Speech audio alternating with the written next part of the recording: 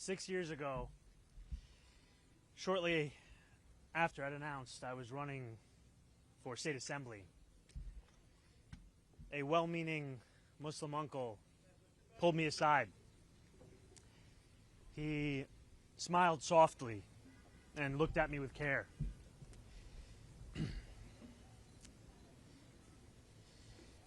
In a quiet voice, he told me I did not have to tell people I was Muslim. His eyes kind, his beard proud, and his face heavy with the implications of the unsaid. I had not learned the lesson that he had been taught time and again. It is the lesson that safety could only be found in the shadows of our city.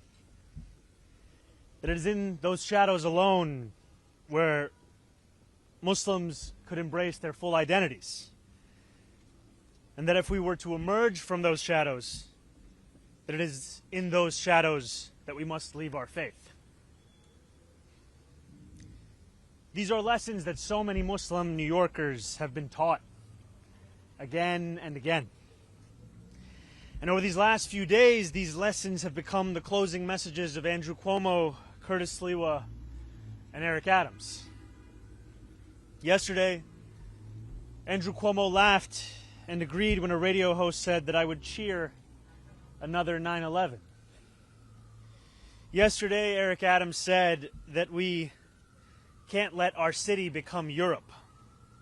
He compared me to violent extremists. And he lied again and again when he said that our movement seeks to burn churches and destroy communities. The day before that, Curtis Sliwa slandered me from the debate stage when he claimed that I support global jihad. And every day, Super PAC ads imply that I am a terrorist or mock the way I eat. Push polls that ask New Yorkers questions like whether they support invented proposals to make halal food mandatory, or political cartoons that represent my candidacy as an airplane hurtling towards the World Trade Center.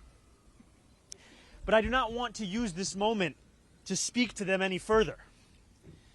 I want to use this moment to speak to the Muslims of New York City.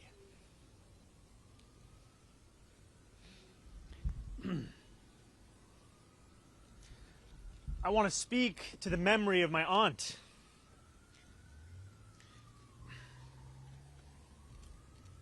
who stopped taking the subway after September 11th because she did not feel safe in her hijab.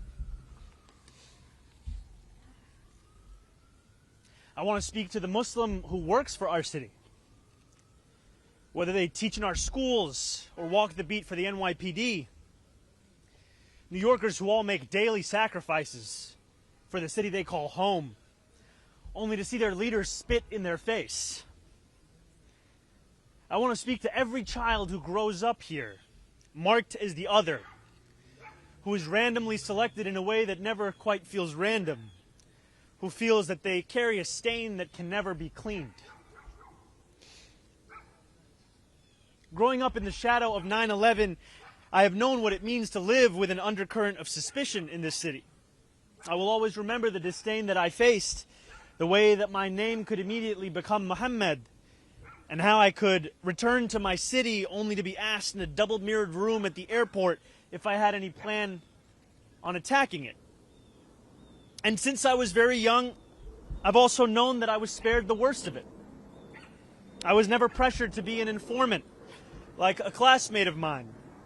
I've never had the word terrorist spray-painted on my garage as one of my staff had to endure. My mosque has never been set on fire. To be Muslim in New York is to expect indignity. But indignity does not make us distinct. There are many New Yorkers who face it. It is the tolerance of that indignity that does. Since I announced my candidacy for mayor 1 year ago yesterday, I have sought to be the candidate fighting for every single New Yorker, not simply the Muslim candidate. I've carried these indignities with me each moment of this race, doing so all the while as the first major Muslim candidate in the history of our city. I thought that if I could build a campaign of universality. I could define myself as the leader I aspire to be, one representing every New Yorker, no matter their skin color or religion, no matter where they were born. I thought that if I worked hard enough, it would allow me to be that leader. And I thought that if I behaved well enough, or bit my tongue enough in the face of racist, baseless attacks, all while returning back to my central message, it would allow me to be more than just my faith. I was wrong. No amount of redirection is ever enough. In doing this, I have told the wide-eyed young child in Jackson Heights or the first-time voter in Parkchester that they too should remain in the shadows. In many ways, I have become that same uncle who pulled me aside 6 years ago. No more. The dream of every Muslim is simply be treated the same as any other New Yorker. And yet for too long, we have been told to ask for less than that and to be satisfied with whatever little we receive. No more. For as long as we have lived, we have known that no matter what anyone says, there are still certain forms of hate that are acceptable in this city. Islamophobia is not seen as inexcusable. One can incite violence against our mosques and know that condemnation will never come. Elected officials in this city can sell T-shirts calling for my deportation without any fear of accountability. The consequences amidst this inaction are stark.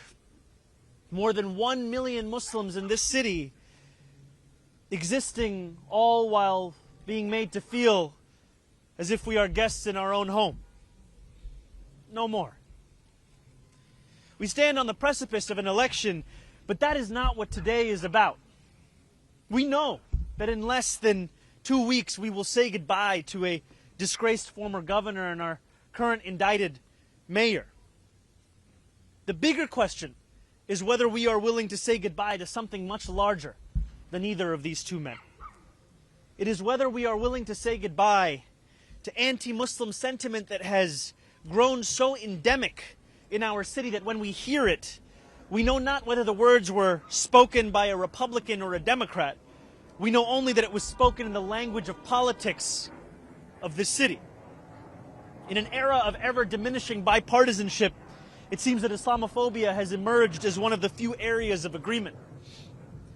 And while I appreciate all who have rushed to my defense over these past few days, I think of those Muslims in this city who do not have the luxury of being the Democratic nominee, who do not have the luxury of being deemed worthy of solidarity. While my opponents in this race have brought hatred to the forefront, this is just a glimpse of what so many have to endure every day across this city. And while it would be easy for us to say that this is not who we are as a city, we know the truth. This is who we have allowed ourselves to become. And a question lies before each of us. Will we continue to accept a narrow definition of what it means to be a New Yorker that makes smaller every day the number of those guaranteed a life of dignity? Will we remain in the shadows, or will we together step into the light? There are 12 days remaining until Election Day. I will be a Muslim man in New York City each of those 12 days and every day that follows after that. I will not change who I am, how I eat, or the faith that I am proud to call my own. But there is one thing that I will change. I will no longer look for myself in the shadows. I will find myself in the light. Thank you very much.